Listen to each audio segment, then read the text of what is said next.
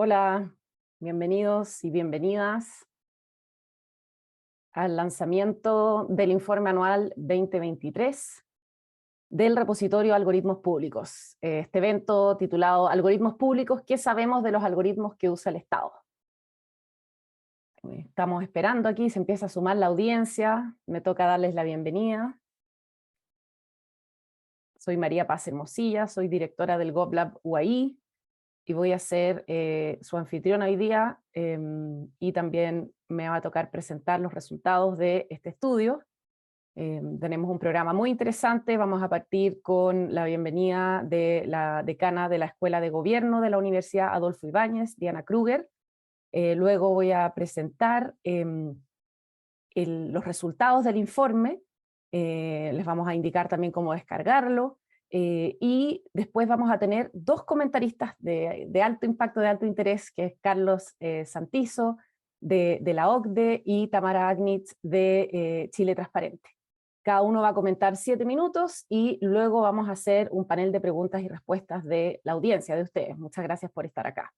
Hay una herramienta que se llama Preguntas y Respuestas que aparece en su barra, y en donde en ese lugar ustedes pueden ir dejando sus preguntas, y con eso vamos a utilizarlas para la etapa de las preguntas. Así que en ese sentido los animamos a participar dejando sus preguntas, que las vamos a contestar cerrado la etapa de los comentarios. Así que, y con eso yo creo que ya estamos por comenzar. Muchas gracias. Como les decía, estamos aquí en Algoritmos Públicos. ¿Qué sabemos de los algoritmos que usa el Estado? Evento organizado por la Escuela de Gobierno de la Universidad Adolfo Ibáñez. ¿Se siguen sumando personas? Sí, bueno, bienvenidos. Buenas tardes, buenos días, dependiendo del lugar del mundo donde se encuentren. Me imagino que la mayoría están en América Latina. Así que bienvenidos a esta sesión. Vamos a comenzar. Para eso le pido a la decana de la Escuela de Gobierno, Diana Kruger, que prenda su cámara y nos pueda dar unas palabras de bienvenida. Adelante, Diana. Muchas gracias, María Paz. Es un placer estar acá con todos y todas ustedes, y darles la bienvenida en nombre de la Universidad Adolfo Ibáñez y de la Escuela de Gobierno. Una parte de la misión de la Escuela de Gobierno es crear y transferir conocimientos sobre el ámbito público a la sociedad, con el fin de aportar a la construcción de mejores instituciones y de mejores políticas públicas. Hoy nos reúne el lanzamiento de este informe anual del repositorio de algoritmos públicos, que fue elaborado por el GovLab de la Escuela de Gobierno. El repositorio de algoritmos públicos de esta universidad fue creado por el GovLab y aspira a contribuir a la transformación del sector público mediante ciencia de datos, utilizada de manera ética y responsable. Este repositorio es la única instancia en Chile que sistematiza los sistemas de soporte o de toma de decisiones automatizadas en el sector público. El Estado toma decisiones relevantes sobre nuestras vidas con el apoyo de sistemas automatizados, que usan algoritmos de reglas o de inteligencia artificial. Y la operación de estos sistemas ocurre, en su mayor parte, sin los grados de transparencia deseados y necesarios. Según un estudio de nuestro GovLab y del Consejo para la Transparencia, que realizamos en el 2021, menos de 20% de los sistemas identificados que usan datos personales tenía información en el sitio web de su servicio público.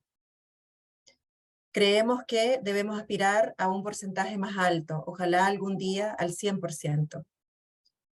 Con el repositorio se busca visibilizar las diversas maneras en que el Estado está tomando decisiones con sistemas automatizados o semiautomatizados y usando nuestra información personal. Nosotros esperamos que con este informe, sea el punto de inicio de más investigaciones de distintos lugares, no solo desde el GovLab, para entender cómo se está usando la información de las personas en el sector público y que también inspire a quienes trabajan en la transformación del Estado a sumarse a estos esfuerzos. Esperamos hacer estas contribuciones no solamente en Chile, sino que también inspirar a personas en otros países, como creo que hay muchos acá. A la fecha de publicación de este informe, el que vamos a ver hoy, nuestro repositorio tiene más de un año de vida y hemos sido capaces de sistematizar 75 casos diferentes del uso de sistemas automatizados en el Estado público chileno. Desde inicios del 2022, nosotros hemos estado funcionando con un comité editorial que está compuesto por académicos e investigadores de diversas disciplinas para poder tener una mirada multidisciplinaria de esta problemática. Esperamos ser un aporte para que el Estado de Chile aproveche el potencial de los datos hacia la mejora de sus programas y sus políticas. Y más importante aún, que se vaya haciendo cada vez más de manera transparente y responsable. Es nuestro anhelo contribuir a brindar servicios públicos de manera eficaz y transparente, aumentando así la satisfacción de la ciudadanía con estos servicios, logrando fortalecer la confianza en las instituciones públicas y por ende fortaleciendo también nuestra democracia. Muy bienvenidos y que tengan una muy buena jornada.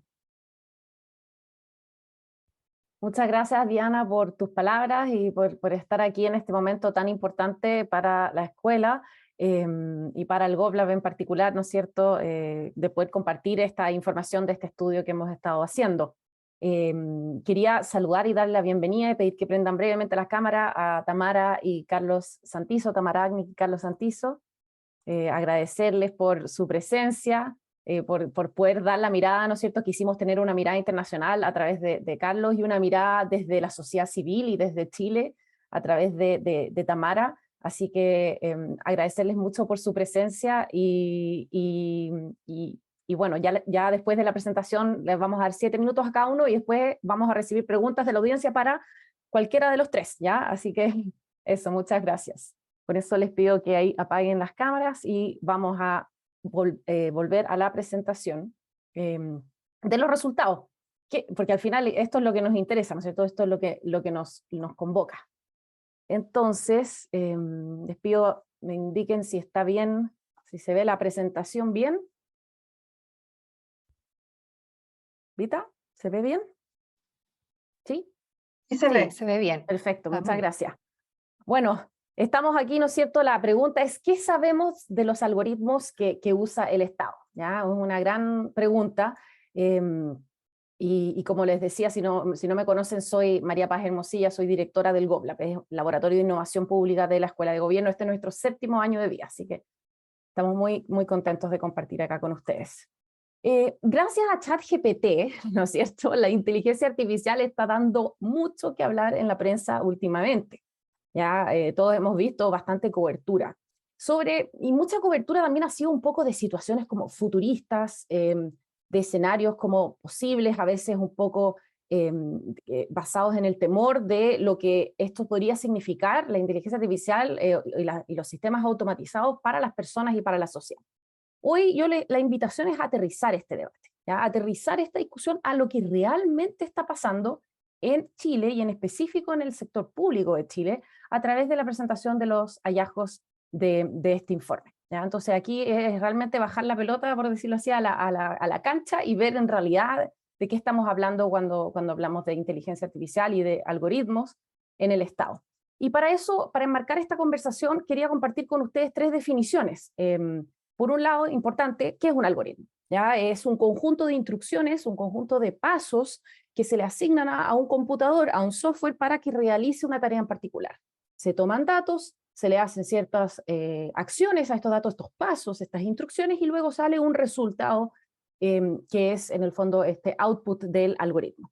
Y hay un algoritmo público, por otro lado, es este sistema automatizado que usa algoritmos. Estos algoritmos pueden ser simples, como de reglas, así como personas de más de 100 años que, no sé, vivan en tal lugar, Eso son reglas, y por otro lado puede ser complejos, hasta como la inteligencia artificial, que a partir de patrones históricos, ¿no es cierto?, aprende de datos del pasado, o datos del presente, y se va en un proceso continuo de aprendizaje. Entonces, el algoritmo público es este sistema automatizado que apoya una toma de decisión o que toma una decisión. O sea, tenemos los dos caminos, el automatizado completo y el semi-automatizado, y ambos son algoritmos públicos.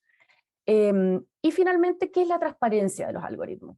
Bueno, es proporcionar a todas las personas, a ustedes, a los usuarios del Estado, la información necesaria para evaluar e interactuar con estos algoritmos y prevenir que los algoritmos produzcan resultados que sean injustos, que afecten derechos fundamentales, resultados que sean arbitrarios, ¿ya? Entonces, eso también es algo que nos vamos a aproximar a través de los hallazgos de este informe.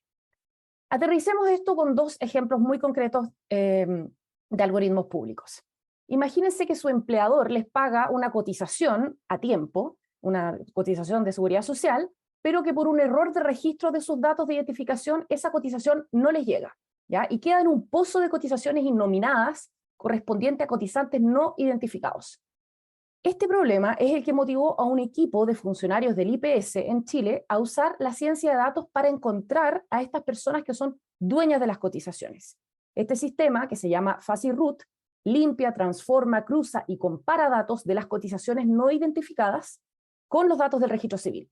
Luego, la información de los cotizantes que presenta fallas es corregida por 3 robots virtuales. Ahí está el equipo, de hecho, que lo hizo, del IPS, y entonces este sistema FuzzyRoot finalmente son 3 robots virtuales específicos que van trabajando para luego ingresar esta información automáticamente a los sistemas del IPS y devolverle esas cotizaciones, por decirlo así, perdidas o no identificadas a la persona correcta. Y gracias a su implementación entre agosto y septiembre, o sea, solo 2 meses en 2019, pudieron resolver un 72% de las cotizaciones que tenían una identificación incorrecta, lo que significó una disminución desde 1.600.000 casos a 450.000 casos. Habían casos incluso desde el año 1997 sin resolver. Entonces, esto realmente muestra el potencial que pueden tener los algoritmos, ¿no es cierto?, para, en este caso, resolver un problema relevante que afecta a la vida de las personas. Vamos a otro caso, un segundo ejemplo. Muchos de ustedes deben conocer la Superintendencia de Educación, que tiene el deber de fiscalizar a más de 18.000 establecimientos, tanto preescolares como escolares, en el país respecto a que cumplan, ¿no es cierto?, las normas y provean una educación de calidad. Obviamente es imposible verlos a todos, entonces ellos determinan muestras de recintos a fiscalizar. Para que se hagan una idea, en 2019 y 2020 aproximadamente pueden fiscalizar un 42% del total. Entonces, ¿qué hacemos con esto? Bueno, en este caso, para mejorar esta asertividad de construir esta muestra, incorporaron en 2019 modelos predictivos basados en técnicas de Machine Learning, que efectivamente es una parte, ¿no es cierto?, de la inteligencia artificial, con el fin de identificar estos establecimientos que sean más propensos a incumplir la norma educacional en base a distintas dimensiones de información que indican un riesgo. De acuerdo a la Superintendencia de Educación, ese año, el 2019, aumentó la efectividad de las fiscalizaciones en un 50%, mientras que las fiscalizaciones que se hicieron con Machine Learning respecto a las tradicionales, su efectividad fue un 61% en un programa que era el de la subvención escolar preferencial y de 67% en otro programa que se llama el reconocimiento oficial. Entonces, aquí son como 2 concretos ejemplos que ambos están en nuestro repositorio para que nos hagamos una idea de qué es lo que estamos hablando. Como les decía, estos son parte del repositorio. Este es el link a la página web que hoy día estrena nueva imagen. Ahí la podemos ver, tenemos un buscador. Ustedes pueden ir directamente hacia los algoritmos, abrir una ficha y poder conocer información de dichos sistemas. Y además, como están acá, saben que tenemos un informe anual. El año pasado lanzamos el informe en enero y ahora estamos lanzando el segundo informe anual. Este es un repositorio, es una plataforma sobre los sistemas de decisiones automatizadas o semiautomatizadas que usa el Estado en Chile. Y nos importa visibilizar para qué sirven los datos, que son una herramienta de innovación, también aproximarnos a cómo funcionan estos sistemas y también, como somos una universidad, esta es una herramienta que hemos usado pedagógicamente en clases y que sirve mucho en ese sentido, tiene varias utilidades para distintos ejercicios, por supuesto, pedagógicos, que es muy importante para nosotros la dimensión de docencia en nuestros diplomados y cursos. Actualmente el repositorio tiene 75 sistemas de todo tipo de áreas de la política pública. Esta infografía les muestra la cantidad de sistemas por la clasificación funcional del gasto público, ¿no es cierto?, que es lo que DIPRES, la Dirección de Presupuesto, utiliza, pero esto está basado en clasificaciones del FMI.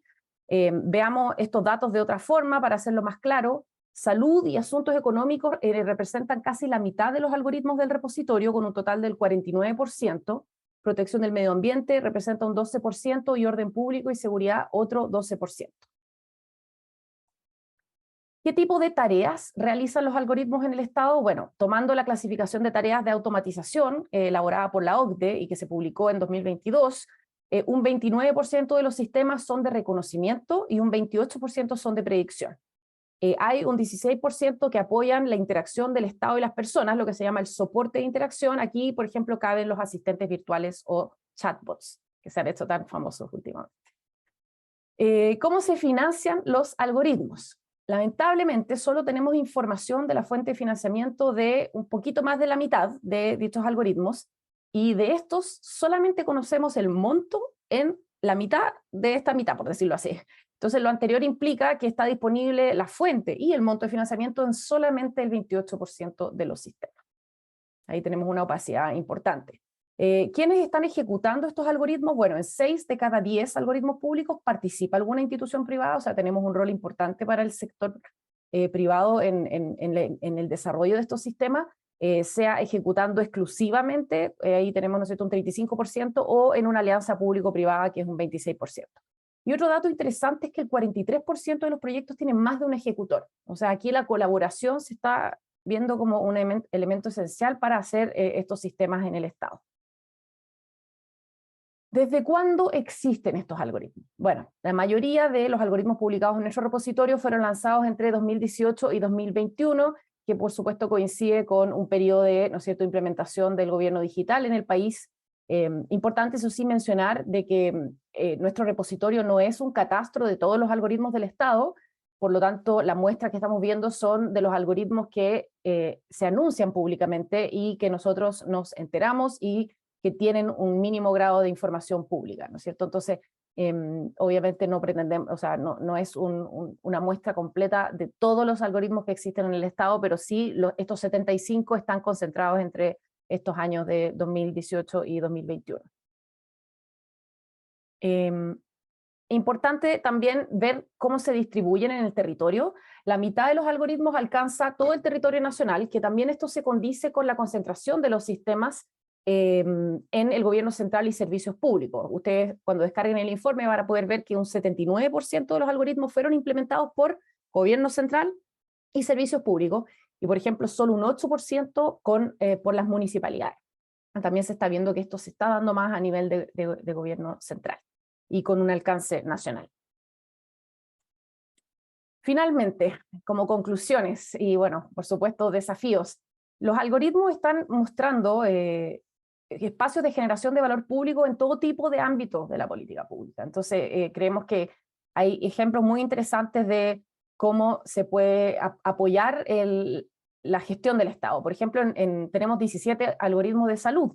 Hay algoritmos que están ayudando a reducir el tiempo en que un hospital se demora en tomar exámenes en los escáneres, ya que son exámenes muy caros, en donde esas máquinas debieran estar, ¿no es cierto?, funcionando lo más posible, y esto optimiza el tiempo de posicionamiento de los pacientes mediante inteligencia artificial, por ejemplo. Entonces, o detección de lesiones en los esófagos cuando se hacen endoscopías, y hay distintos sistemas realmente muy interesantes para apoyar la donación de órganos. Realmente se genera mucho valor en temas de medio ambiente, para conservación de especies. Realmente estamos viendo como una amplia gama, y ustedes en el informe lo van a poder apreciar. Sin embargo, se requiere contar con mucho mayor información de estos sistemas para su escrutinio público y el control social. Una pregunta habitual que me hacen es si estos sistemas usan de manera ética la información, de manera responsable los datos. Y en realidad no es una pregunta que nosotros podamos contestar a partir de la información que está públicamente disponible. Y esa es la realidad. Y de hecho, hay una pregunta nos hicimos una pregunta, ¿cuántos de estos sistemas son inteligencia artificial? Porque acuérdense que los algoritmos pueden o no ser.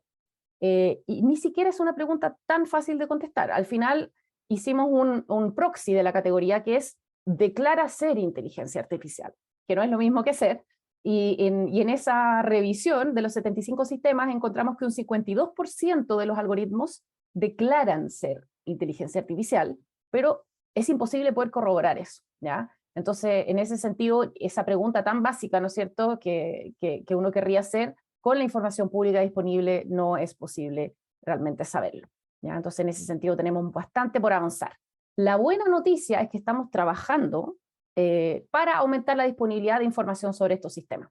En el marco del proyecto Algoritmos Éticos que está desarrollando la Universidad Adolfo Ibáñez con el apoyo del BID Lab, que es el Laboratorio de Innovación Pública del BID, el Consejo para la Transparencia, que es una de las instituciones públicas socias, desarrolló durante el año pasado una propuesta de norma de instrucción general de transparencia algorítmica, que es una norma que cuando se promulgue va a ser, o sea, cuando entre en vigencia es vinculante y que va a obligar en la transparencia de los algoritmos que brindan servicios a la ciudadanía.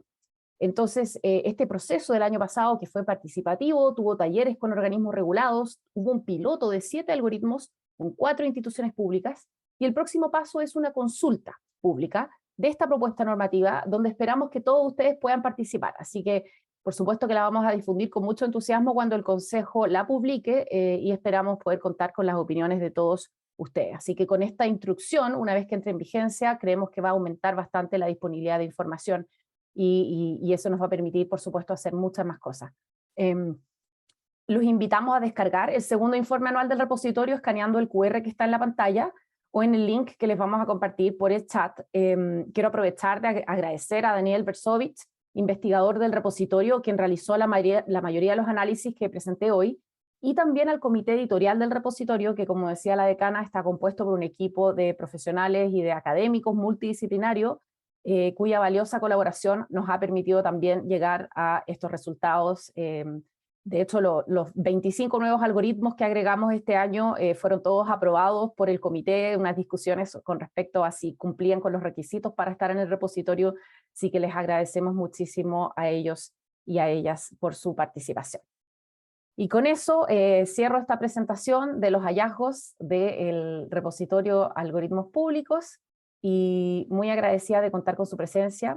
Nos vamos a ir ahora a los comentarios. Vamos a comenzar por Carlos Santizo. Le pido ahí pueda prender su cámara. El formato del evento, como les decía, es un formato de 7 minutos cada uno.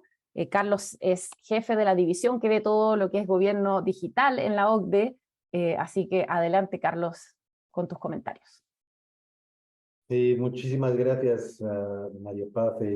Muchísimas gracias también, Diana, y también a toda el GovLab de la Escuela de Gobierno de la Universidad Adolfo Ibáñez por esta invitación de compartir esta reflexión sobre realmente un proceso y una iniciativa muy importante que desde la OCDE estamos siguiendo con mucha atención, porque es un tema, es una agenda que pues desde la OCDE desde 2019, cuando se adoptaron los principios de inteligencia artificial, pues siempre salió como un tema clave de asegurar la transparencia de los algoritmos que se están utilizando. Y también aprovechar un poco esta oportunidad para realmente recalcar el liderazgo de Chile en materia de derechos digitales, de transparencia algorítmica y de inteligencia artificial, también en el marco de la nueva estrategia de inteligencia artificial que el gobierno adoptó para esta década, del 2021 al 2030, donde realmente el tema de transparencia algorítmica es importante como principio rector de esta estrategia, pero también, como María Paz también mencionaba, avances importantes, no solo con este registro de algoritmos, pero también con la normativa que se está considerando o el proyecto de instrucción sobre transparencia algorítmica que desde el Consejo de Transparencia se está impulsando y que seguramente Tamara nos hablará más. Pero realmente ahí hay una serie de innovaciones que desde Chile es muy interesante, es muy importante para Chile, muy interesante para el resto del mundo poder un poco seguir estos avances. Y creo realmente que mis comentarios realmente se centrarán en el tema de realmente estos tiempos que vivimos todos, ¿no? Que estamos realmente en una encrucijada de cierta manera, donde queremos encontrar el balance adecuado entre aprovechar y apalancar las ventajas y las mejoras que la inteligencia artificial puede generar en términos de generación de valor público y de mejores políticas públicas y sobre todo de mejores servicios a los ciudadanos, pero también balancear y mitigar esto con los riesgos que también se presentan. Y encontrar este balance entre beneficio de un lado y riesgo del otro, pues sí, es un ejercicio delicado y es delicado para también todos los países, yo diría, del mundo, e inclusive muchos países de la OCDE están con estas preocupaciones. Y me parece el segundo punto que es súper importante con esta iniciativa es que muchas veces el debate sobre inteligencia artificial y transparencia algorítmica se tiende a centrar en la economía digital, en términos de los derechos de los consumidores. Pero algunas veces se olvida de que muchos de estos algoritmos tienen un impacto importante en el Estado, en el gobierno, no solo como regulador de esta tecnología, pero también como usuario.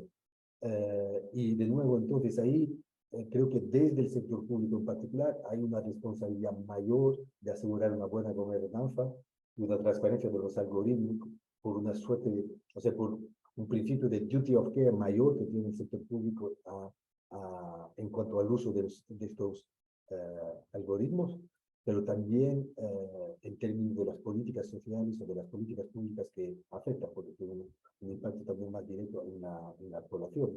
Pero realmente también aquí tenemos que reiterar un poco los beneficios que se pueden sacar de la inteligencia artificial, que también en este registro, en este repositorio, se encuentran muchos casos de uso sobre todo lo que se puede hacer con inteligencia artificial para mejorar la gestión pública, mejorar la eficiencia operativa del propio aparato del Estado, también mejorar la agilidad de los servicios públicos y también la calidad de las políticas públicas en términos de enfoque de estas para asegurar un buen gasto público.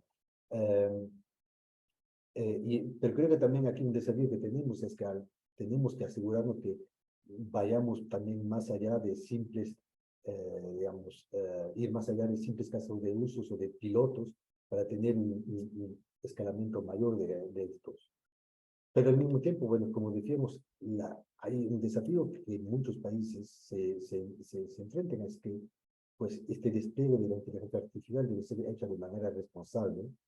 Y de hecho, cuando ustedes ven en el mundo muchos de los casos de mal uso, o digamos, o casos de escándalos o controversias que se han dado alrededor de un mal uso de la inteligencia artificial, no siempre intencional, pues muchos de estos casos surgen de entidades públicas, ¿no? Lo hemos visto en Holanda, en Australia o en Finlandia, en áreas como la lucha contra el fraude, la provisión de servicios sociales o la justicia criminal, inclusive en términos de policía, de seguridad pública. Y entonces ahí realmente, pues en los últimos años hubo realmente una dinámica fuerte en varios países, en muchos países, en particular países de la OCDE, sobre la necesidad de gobernar mejor la inteligencia artificial en el sector público.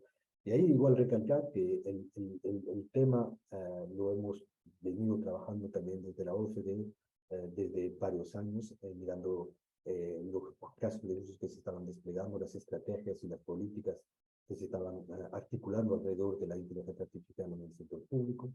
Con CAF y el Banco de Desarrollo de América Latina, hace 2 años también hubo un informe sobre estas temáticas en América Latina en particular. Entonces es un tema de preocupación, digamos, global, no solo en Chile, y hay una cierta convergencia regulatoria que vemos también en varios países y también a nivel regional, a través, por ejemplo, de la adopción de cartas de derechos digitales en varios países como España o Portugal o la Unión Europea, y más recientemente la Carta de Derechos Digitales de Iberoamérica. Entonces vemos que ahí hay un desarrollo de estándares, pero creo que también muchos de estos estándares pues, reafirman la importancia de la necesidad, o sea, de la transparencia activa y del acceso a información en términos de los algoritmos públicos que las entidades están utilizando. Y en muchos países, como en Francia, por ejemplo, los registros de algoritmos públicos son obligatorios para cualquier despliegue de inteligencia artificial, con información estandarizada del tipo de información que se tienen que transparentar. Pero también vemos que la transparencia en los algoritmos es necesaria, pero no suficiente para asegurarse un uso responsable de la inteligencia artificial en el sector público. Y, por ejemplo, en términos de principios de uso ético y mitigación de lo que es de sesgo, vemos también instrumentos como asegurar que el uso que se haría de estas soluciones, pues sea también que tengamos un poco más una idea del impacto que pueden tener. Entonces vemos ahí muchas reformas que se están dando a cabo y recalcar igual 2 o 3 temas más y para ir concluyendo también, es la necesidad de tener reformas institucionales que complementen estas reformas normativas en términos de los mecanismos de supervisión, que vemos como países como España ya tienen agencias de supervisión de la inteligencia artificial en general y también en el sector público, pero también mecanismos de garantía para asegurar el cumplimiento de la normativa, inclusive a través de mecanismos de control o de organismos de control, como pueden ser las Contralorías, inclusive las Cortes de Justicia, que ahora están también cada vez más solicitadas para casos de mal uso de la inteligencia artificial, como es en el caso de Holanda. Y entonces ahí también, también un tema que no tenemos también que olvidar sobre, digamos, esta gobernanza más amplia de la inteligencia artificial, tiene que ver también con el rol de la gobernanza de los datos. Pero al final los algoritmos que se utilizan están entrenados y se basan sobre datos. Yo creo que ahí hay una reflexión importante que varios países también ya llevan mucho adelante en términos de, uno, asegurar una buena gobernanza de los sistemas nacionales de datos, pero también asegurarnos que los datos sean de calidad en términos de que sean representativos y que no generen los mismos sesgos o exclusiones, ¿no? Y solo para concluir ahí, María Paz, lo que también vemos, una tendencia muy importante que igual se puede considerar es el rol clave de las ciudades, ¿no? Que muchos de estos algoritmos se desplegan en las ciudades, y muchas de las ciudades en el mundo como Ámsterdam o Helsinki o Barcelona también tienen una preocupación por asegurar transparencia de los algoritmos que las ciudades utilizan y que también pueden desplegar también nuevos derechos digitales en el ámbito de las ciudades. Nada más con estas reflexiones, te vuelvo la palabra, María Paz, y ansioso de escuchar a Tamara también para sus perspectivas. Muchas gracias, Carlos. Los datos, al menos de nuestro repositorio, muestran que las ciudades no están teniendo un rol protagónico, pero sí existen algoritmos nacionales, por decirlo así, que sí se despliegan, especialmente los de seguridad y vigilancia, que sí se despliegan, ¿no es cierto?, en las ciudades, pero al menos hasta el momento ha sido minoritario la implementación desde los gobiernos locales, por decirlo así, lo que no significa que tengamos algoritmos implementados por el nivel nacional en la ciudad. Pero no hay como un empuje, por decirlo así, desde las ciudades, al menos de algoritmos implementados, porque nosotros también monitoreamos otro grupo de algoritmos que se anuncian, ¿ya? Entonces se anuncian que vienen, pero no están implementados y esos los tenemos en monitoreo y no son parte de estos 75 casos que contamos. Muchas gracias, Carlos. Tamara, te pido ahí si puedes prender tu cámara. Tamara Agnich es vicepresidenta de Chile Transparente, ¿no es cierto?, que es una fundación que es parte de Transparencia Internacional, así que adelante, Tamara, muchas gracias por estar aquí. Tienes tus comentarios, 7 minutos, gracias. Bueno, muchas gracias, María Paz, por la invitación y también muchas gracias a la universidad y a todo el equipo que está trabajando en este repositorio de los algoritmos. No sé si voy a poder decir cosas demasiado novedosas porque el tema de la transparencia, como que dependiendo del tipo de exigencia que estemos poniendo, los problemas se repiten. Y entonces si le sumamos aquí un factor adicional, como es el tema de los algoritmos que está utilizando el Estado, el tema se nos complejiza un poco más. O sea, la transparencia, tratar el tema de la transparencia siempre es difícil. ¿Por qué?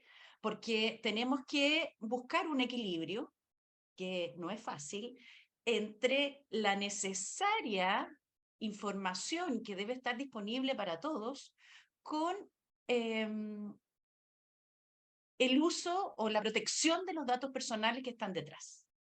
Y ese siempre ha sido un equilibrio difícil de alcanzar. Entonces, imagínense lo difícil, además, que es cuando le agregamos un componente adicional de algoritmos, ¿no? Que, como bien nos mencionaba María Paz, los algoritmos a veces pueden ser muy comprensibles por parte de un ciudadano común y corriente, porque dice se suma esto más otro, se considera aquí y allá, pero otras veces pueden ser fórmulas inentendibles para el ciudadano común y corriente. Y eso hace también mucho más difícil hacer este necesario escrutinio que requiere la opinión pública, la ciudadanía, la sociedad civil, para velar que los datos que se están utilizando no estén transgrediendo principios esenciales. Ahora, si nos vamos al tema de cómo finalmente podríamos resguardar este equilibrio, no nos queda más que llegar a un concepto que a muchos no les gusta, y que es la regulación. La existencia de regulación, donde participan los distintos poderes del Estado, que apuntan a velar por todos estos principios que deben estar detrás de la transparencia, ya sea de los algoritmos o de cualquier otra información que lleve datos personales. O sea, y sin ir más lejos, lo que le ha costado a Chile avanzar hacia una legislación que sea actualizada y, si ustedes me permiten, un poco más moderna, entre comillas, sobre la materia de protección de datos personales. Tenemos un proyecto de ley que lleva, ya perdí la cuenta, pero lleva años, y se han enviado en los distintos gobiernos indicaciones sustitutivas sobre el mismo proyecto de ley, pero lo concreto es que todavía no tenemos una ley vigente que resguarde el uso correcto de los datos personales. Entonces siempre vamos como un poquito por atrás. Sin embargo, y a pesar de la inexistencia de esta ley, aquí yo tengo un punto.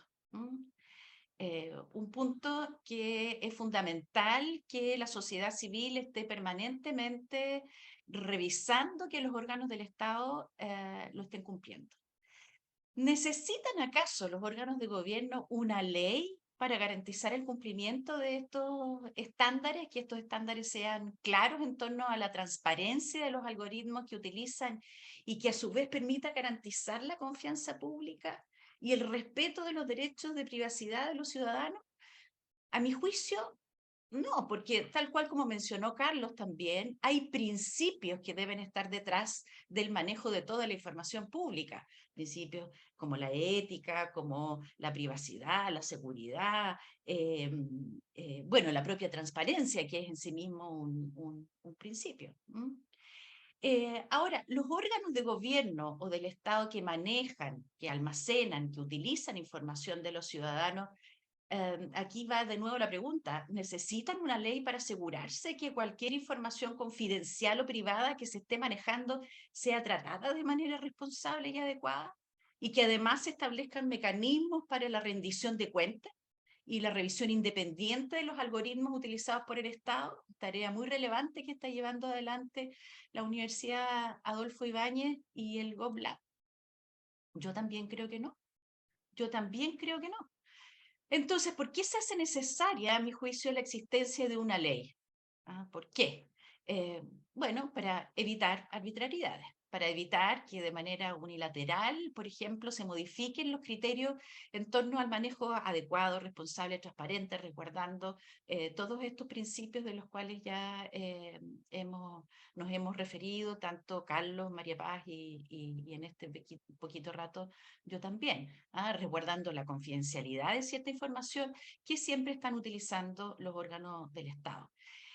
Y esto porque como que siempre nos cuesta, es cosa de mirar un poco la historia. Hoy día hablamos con bastante naturalidad del Consejo para la Transparencia, de hecho es parte de los socios que nos mencionaba María Paz, que participan de este proyecto del repositorio, pero ¿cuánto costó a la sociedad chilena contar con un Consejo para la Transparencia que vele por un principio que es obvio a estas alturas, pero que al parecer no era tan obvio cuando recién en la década de los 90 se empezó a discutir la necesidad de que el Estado avanzara en mayores cuotas de transparencia? Ahora, paréntesis, ¿para qué decir si hablamos de transparencia en el sector privado? ¿Ah? Que eso, por supuesto, nos da para, para otra conversación muchísimo más larga. Si ya vamos un poquito en déficit con el Estado, imagínense lo lejos que estamos de comprender la información que está manejando el sector privado para tomar decisiones, ¿no? Para tomar decisiones de todo tipo, no solamente unas que podrían ser increíblemente buenas y éticas, como definir las colas de espera en los hospitales, como nos mencionaba María Paz, a el producto que nos van a, o la publicidad que nos van a enviar a nuestros correos electrónicos, ¿no? O sea, ahí también hay ciertos principios éticos que tenemos que resguardar más allá de los estados. Y solamente por enumerar los principios que, no solamente mi juicio, esto ustedes la bibliografía que revisen, lo van a encontrar así, los principios que deben estar detrás de cualquier información que haga, perdón, cualquier tratamiento de datos que haga uso de información personal de los individuos, de las personas, ustedes, yo, todos los que estamos aquí esta mañana, que es, ya lo hemos dicho bastantes veces, la transparencia, pero también la responsabilidad, que tiene que ser responsable cada uno que está manejando la información, la privacidad y algo que en los tiempos que corren no es poca cosa, que es la seguridad de los datos. Una cosa es, ok, yo manejo los datos de manera ética, responsable, los datos que me da acceso el individuo específicamente, pero y la seguridad con todos los ataques cibernéticos, los hackeos y el robo de información, con lo apetecible hoy día que son los datos. Entonces, la seguridad de estos datos también cobra una relevancia muy significativa. Otro de los principios que también parece obvio, pero a veces no es tan obvio cuando lo llevamos a la práctica, que es la ética. El Estado debe asegurarse de que los algoritmos que están detrás, y sobre todo cuando se utiliza la inteligencia artificial, se desarrollen y se utilicen de manera ética y que se consideren, lo dijo también María Paz, los impactos sociales, culturales, económicos que se está teniendo con su uso, que es muy sencillo decirlo, pero es tremendamente difícil llevarlo a la práctica. ¿Por qué? Porque así los problemas que se nos dan en el día a día, muchas veces de dilemas éticos, imagínense los dilemas que se tienen que estar desarrollando, concibiendo en un mundo del cual todavía somos bastante inexpertos, bastante ignorantes en lo que es la inteligencia artificial, por ejemplo. ¿Ah?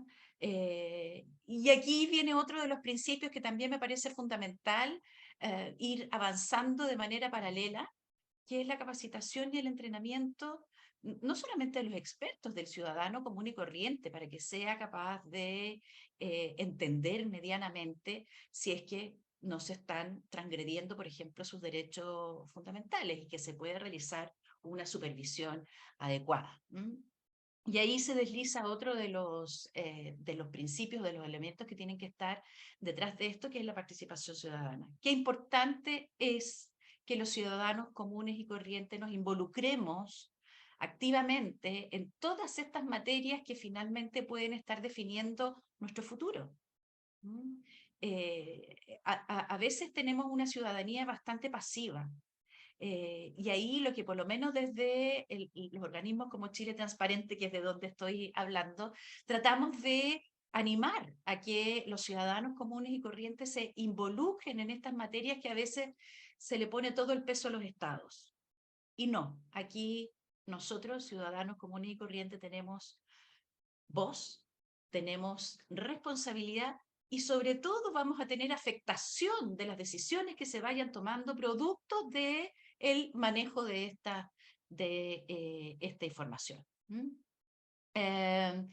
Y un último punto, antes de que aquí María Paz me quite Sí, el ya. micrófono, un último punto que no puedo dejar de mencionar es la necesaria supervisión, revisión de estos algoritmos por parte del Estado. O sea, los mecanismos de control, que no se estén, por ejemplo, tergiversando, que no haya alguien con acceso privilegiado, por ejemplo, que esté haciendo mal uso. Todo lo que conocemos en el ámbito del compliance, del control, de las auditorías, que no puede estar ausente en el manejo de esta información. Eso, y perdón si me extendí.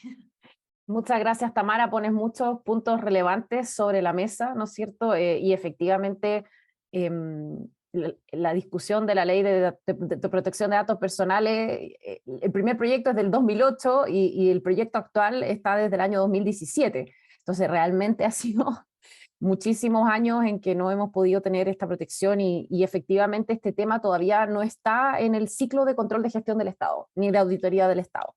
Y eso es algo que lo hemos visto por distintos lados, pero es muy necesario.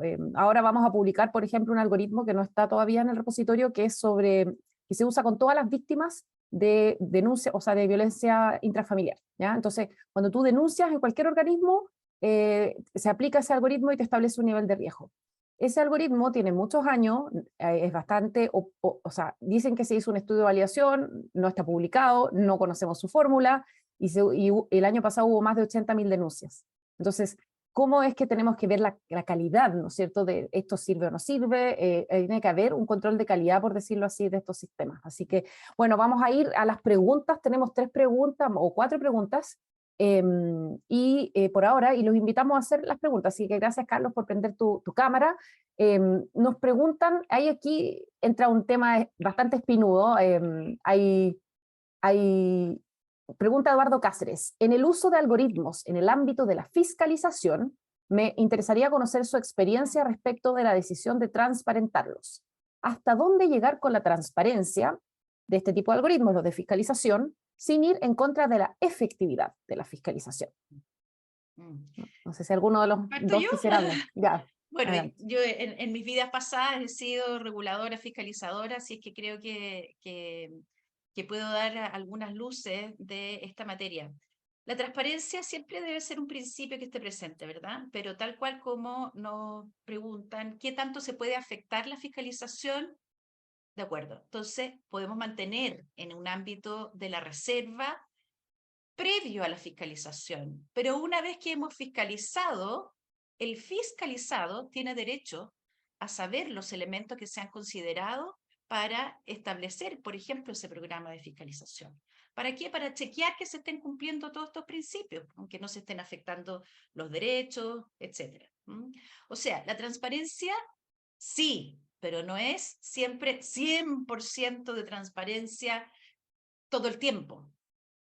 Muchas veces la transparencia tiene que ser exigida a posteriori. ¿Para qué? Para chequear que quienes hayan tomado las decisiones no hayan transgredido ninguno de los principios que deban estar vigentes, ni ninguno de los derechos, por cierto, de quien va a ser fiscalizado.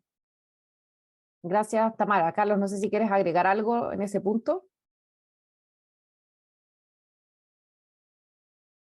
No es exactamente en este punto, pero tiene que ver un poco con el tema de la fiscalización o quién va a controlar todo esto, ¿no? Que también la pregunta va por ahí, pero que quisiera resaltar también un poco el punto que hizo Tamara al principio, que me pareció muy importante, es el tema de la garantía de los derechos, ¿no?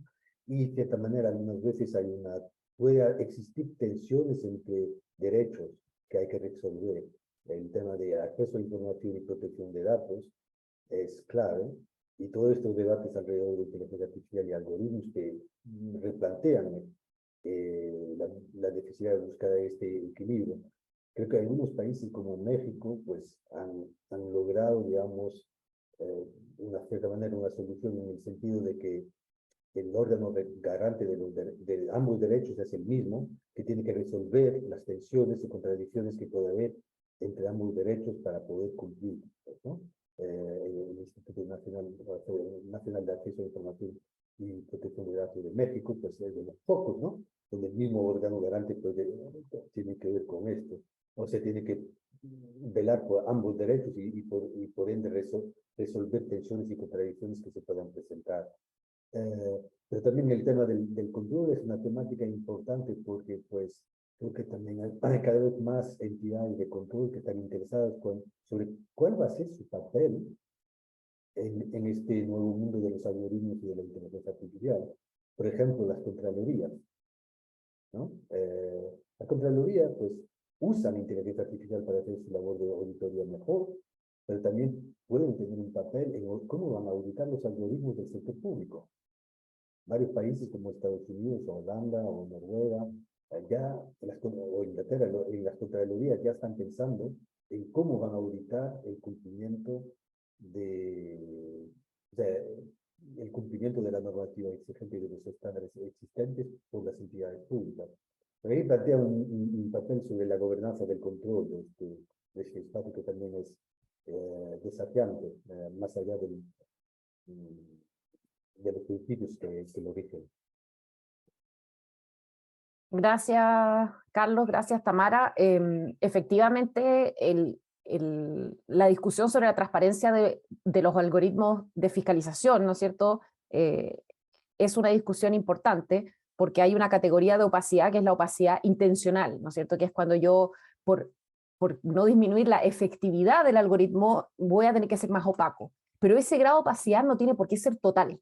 Como dice Tamara, en un momento posterior va a tener que ser justificado en el ámbito de la responsabilidad y de poder velar que esa decisión se tomó de manera correcta, pero por otro lado tampoco tiene que ser 100% opaco. Quizás no se va a conocer la fórmula del algoritmo, pero se va a saber que existen algoritmos que supervisan distintos tipos de entidades en base a distintos tipos de datos, y eso va a ser relevante porque también va a tener un efecto disuasivo, ¿no es cierto? El saber que el organismo está mirando atentamente también puede ser disuasivo. Entonces, se va a requerir un grado menor de transparencia, por decirlo así, que el algoritmo que otorga beneficios sociales, pero tampoco una opacidad completa. Entonces, esas discusiones son las que estamos teniendo en el piloto con el Consejo para la Transparencia de la Normativa, y ha sido bien interesante ver eso. A ver, preguntas. Dicen, ¿cuántos de los algoritmos tienen disponible su código para ser analizado? ¿Se espera que en todos los casos podamos ser capaces de saber exactamente cómo funcionan los algoritmos? Bueno, la segunda parte de esta pregunta ya la contestamos porque habla de que si se sabe cómo funciona se puede engañar.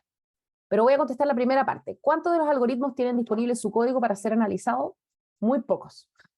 Poquísimo. En agricultura, en los proyectos, por ejemplo, del INEA, hay algunos casos ahí donde sí está el código completo, pero son muy pocos. No es una dimensión que en este minuto estemos sistematizando en el repositorio, así que esa sería probablemente una buena mejora, ¿no es cierto?, de a los 75 casos hacerles el análisis de cuánto tienen el código, pero te puedo asegurar que es menos del 5%.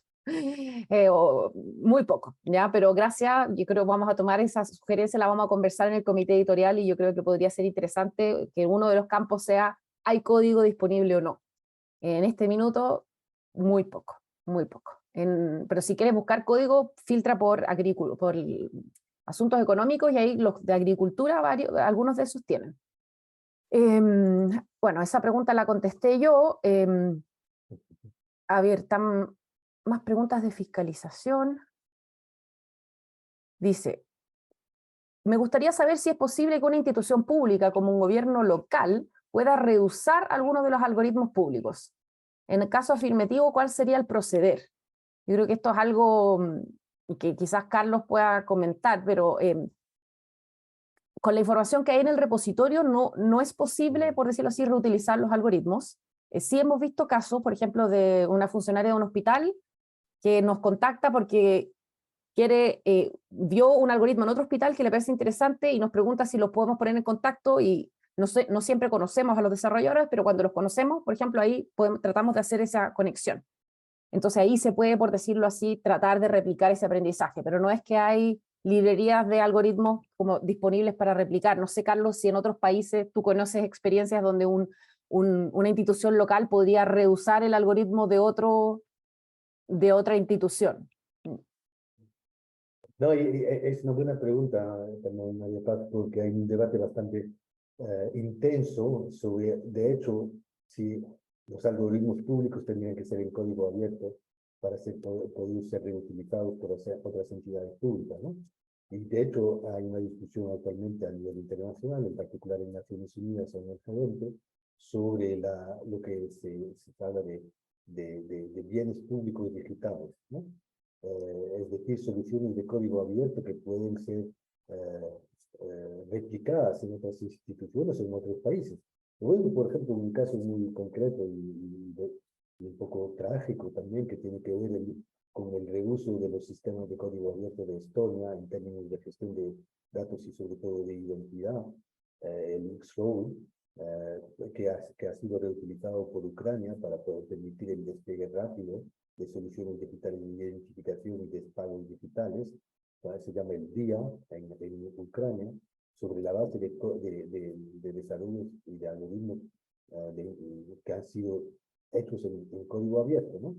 Entonces, el tema ahí creo que es una preocupación que hay en varios países, que algunos están considerando que todo algoritmo financiado por el sector público debe ser en código abierto para poder ser desplegados, y otros que no, que algunas veces las soluciones son más privativas, pero creo que es importante tener en cuenta que, pues, de cierta manera, pues siendo público, también no solo requiere un tema de transparencia, pero que puede ser reutilizado por todas las entidades públicas que pueden tener un uso, digamos, adecuado y similar.